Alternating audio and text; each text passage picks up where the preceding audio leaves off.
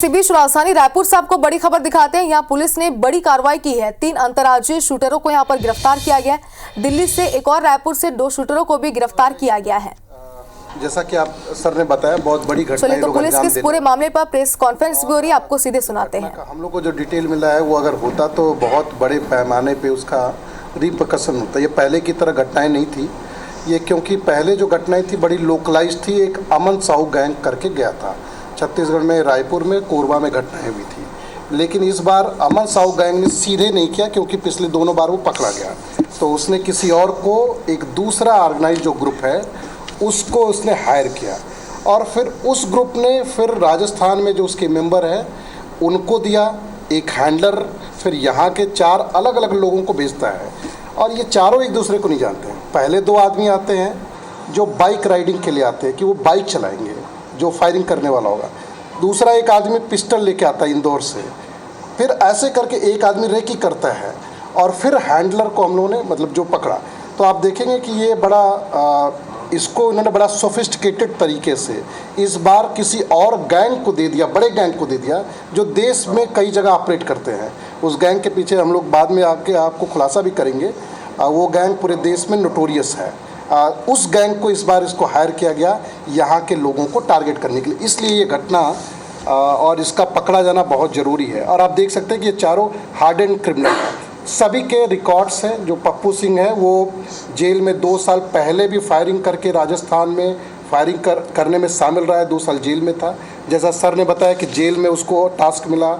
फिर दूसरे जो लोग हैं वो भी जेल रह चुके हैं। भूपेंद्र सिंह गैंगस्टर का सहयोगी रहा है। भूपेंद्र सिंह, हाँ, गैंगस्टर का सहयोगी रहा है। वो भी बड़े वाले गैंग के साथ काम करता है। तो आप देखेंगे बहुत सारे गैंग, बड़े बड़े गैंग के लिए ये लोग काम करते रहे हैं। और दूसरा इंटरेस्टिंग चीज़, इसमें कई सारे जो आपके मीडिया के लिए कंजम्पशन के लिए मुझे लगता है कि ये इसमें बड़ा मेहनत किया गया। 3 जगहों से लोगों को टीमें जो हमारी झारखंड गई, राजस्थान गई और रायपुर में लगातार पिछले 3 दिनों से काम कर रहे थे। और ये सारे आरोपी, जैसा सर ने बताया, ऐप पे यूज़ कर रहे थे। तो ऐसा भी नहीं था कि बहुत इनको खोजना बहुत आसान था। और ये आपस में, जैसे मेन हैंडलर है वो अपना नाम आर्मी रखा हुआ था, दूसरा जो व्यक्ति फायर करने के लिए उसका नाम BSF रखा हुआ था, तीसरा ऐसे उसने किसी और नाम रखा हुआ है, ताकि, और ये एक दूसरे को नहीं जानते। जब ये मिला तो इसको लगा कि ये मुझे हैंडल कर रहा था, दूसरा मिला तो सोचा ये हैंडल कर रहा था। पता चला ये दोनों कहीं और से हैंडल हो रहे हैं। जब पप्पू सिंह सबके सामने यहाँ लाया गया तो पता चला इन लोगों को मालूम नहीं था। अलग अलग 3 अलग अलग लोग आए।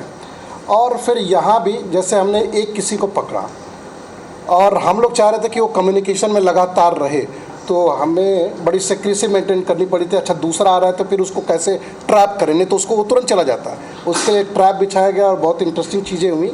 लेकिन इम्पॉर्टेंट ये है उसमें कि जैसे एक पकड़ा गया तो उनको नहीं, भनक हमने नहीं लगनी दी कि वो दूसरा भी पकड़ा गया, तीसरे को कहीं और पकड़ा। लेकिन कहीं ना कहीं से ये एक आदमी सिग्नल देने के लिए कि मैं पकड़ा गया, तो जैसे ये लोग अगर आपस में बात करते हैं, अगर सब कुछ ठीक रहता है, तो इन्होंने बोला कि जय माता दी, हमारे सामने बात कर रहा है, हम जैसे उसको बोले वैसे बात कर रहा है। और अगर पकड़ा गया तो राम राम से शुरुआत करता है।